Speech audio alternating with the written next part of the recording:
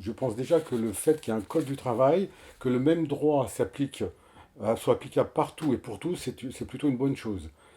Un code pour toutes les entreprises, c'est être tous égaux devant la loi. Et ça risque de devenir très compliqué s'il doit y avoir une loi, doit y avoir une loi par entreprise. Et donc, où sera l'égalité dans le cadre d'un accord par entreprise, voire des accords de branche.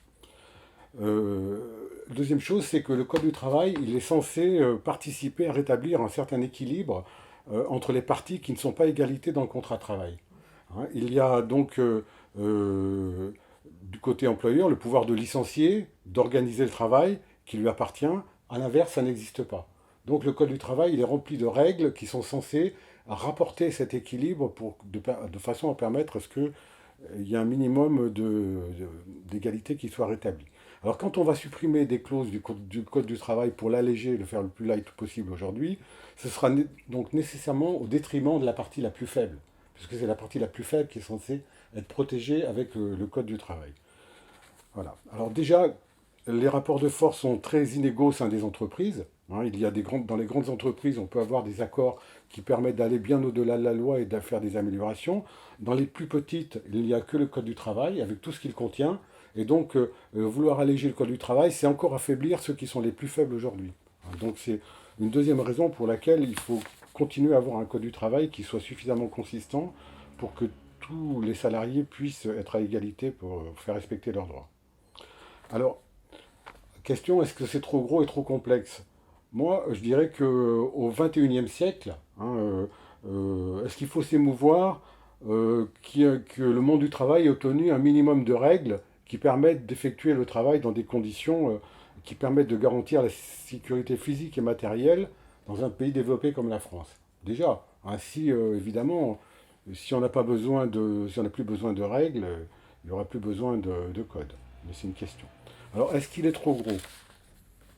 Le Code du travail, j'en ai amené un exemplaire dans son édition Livre rouge, parce qu'il existe beaucoup d'éditions, c'est une des plus connues. Il contient un peu plus de 3000 pages, ce Code du travail. La moitié, ce sont des notes de rédaction et de jurisprudence, qui ont pour effet enfin, en plus, de simplifier la lecture et l'interprétation des textes. Alors, il y a eu le sentiment que peut-être il y a trop de lois, tout ça. Il y a eu quelques quand même il y a la recodification de 2008 qui a pu donner un petit peu de volume au Code du travail, puisqu'il faut savoir que certains textes sont devenus 5 ou 6 articles de loi et décrets d'application par la suite. Et puis il y a eu également euh, quelques réformes, comme les services de santé au travail ces dernières années, des textes sur l'amiante qui ont été modifiés, la représentation du personnel, ce sont des textes récents qui donnent le sentiment peut-être que, mais pour autant, par exemple pour reprendre que les textes sur l'amiante, la nécessité d'améliorer la réglementation était incontestable. Hein. Et on ne va pas améliorer la réglementation sur l'amiante entreprise par entreprise. Hein. Alors, de quoi est composé le Code du travail? En gros, il y a 8 parties, je ne vais pas trop les décrire dans le détail, mais quand même, la première partie est relative au contrat de travail. Ce sont les CDI, les CDD, le travail intérimaire. C'est ça qu'on appelle le contrat de travail, les règles relatives à tous ces types de contrats, y compris la rupture conventionnelle du contrat de travail. Toutes ces notions sont dans la première partie.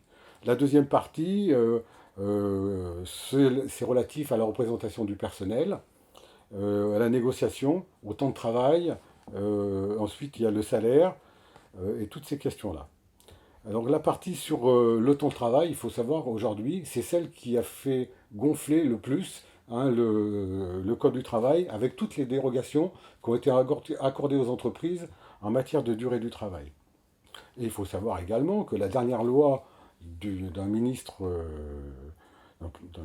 de l'économie actuel sur le travail du dimanche va rajouter 6 pages au Code du travail. Hein. C'est ça. Donc d'un côté, on veut alléger le Code du travail, mais d'un autre côté, il y a des lois qui vont étendre le travail à tous, qui vont encore augmenter sa dimension. Alors après, sur les 1500 pages de texte hein, dont je parlais tout à l'heure, qu'est-ce qu'il y a d'important? Eh ben, il faut quand même savoir que la partie la plus importante du Code du travail concerne l'hygiène et la sécurité et la santé au travail. Il y a 100 pages de loi sur le sujet et 500 pages de décrets relatifs à l'application de la santé et la sécurité au travail. Alors s'il faut retirer tous ces éléments-là, ça risque singulièrement de compliquer dans les entreprises la sécurité d'un grand nombre de salariés. Et paradoxalement, sur ces 600 pages de lois et décrets, c'est la partie qui contient le moins d'annotations. C'est-à-dire qu'on ne peut pas dire qu'il y a 600 pages sur les 3000, c'est 600 pages sur les 1500. C'est comme ça qu'il faut les voir. Ensuite, donc, dans le Code du travail, on va trouver également des dispositifs relatifs à l'emploi, comme le droit aux allocations chômage, par exemple, ou pour les handicapés, la formation professionnelle. Le septième livre me paraît intéressant, puisqu'il parle, c'est la septième partie, de nombreuses professions, et notamment certaines qui ont vanté l'allègement du Code du travail. Et il y a la première partie de cette septième partie, enfin le premier livre de cette septième partie, qui concerne les journalistes. Hein, il y a des garanties qui sont apportées aux journalistes de manière à avoir une carte professionnelle et des clauses relatives au changement de l'orientation du journal qui permet aux journalistes de se retirer quand il y a un changement d'orientation. Donc c'est le Code du travail. On peut aussi alléger ce type de règles, par exemple, si on devait alléger le Code du travail. Mais à mon sens, il faut les maintenir. Et enfin, la dernière partie est relative au contrôle de la législation et au travail illégal. Alors, vouloir remplacer le texte par le contrat, ça fait peut-être très joli, très dialogue social, ça donne l'idée on est ouvert, mais c'est le contraire de la simplification de l'égalité devant la loi. C'est l'ordre public social doit continuer d'exister et les conventions doivent permettre d'améliorer la loi, pas l'affaiblir.